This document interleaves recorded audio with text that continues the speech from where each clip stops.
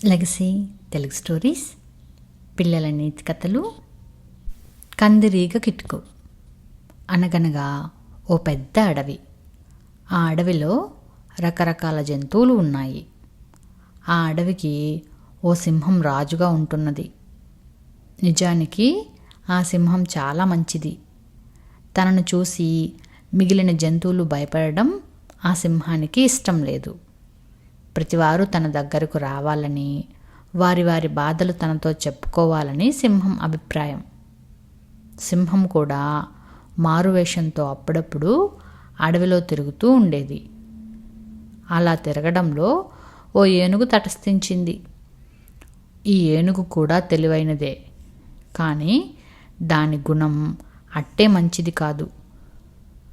మరొకరు సుఖంగా ఉండడం, హాయిగా నవ్వుకోవడం ఆ ఏనుగుకు గిట్టదు.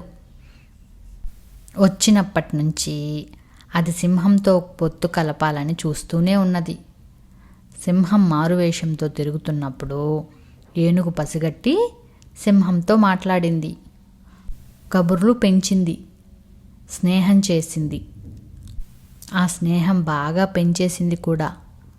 సింహం మంచిదనుకున్నాం కదా, అంచేత దానికి ఎదుటివారి చెడ్డ గుణాలు ఒకంతట తెలిసేవి కావు. అందరూ మంచివారే అనుకునేది సింహం. అందరి మాటలు నమ్మేది పాపం. ఏనుగు ఈ అవకాశాన్ని ఉపయోగించుకుని ఇతర జంతువుల మీద చాడీలు చెప్పేది, అబద్ధాలు ఆడేది.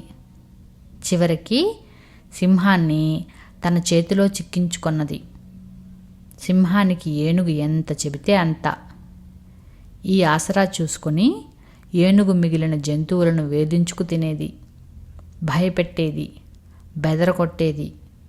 జంతువులు చాలా కాలం ఈ బాధను భరించాయి. ఏం చేయడానికి వాటికి తోచలేదు. చివరికి అడవిని విడిచి వెళదామనుకున్నాయి కూడా.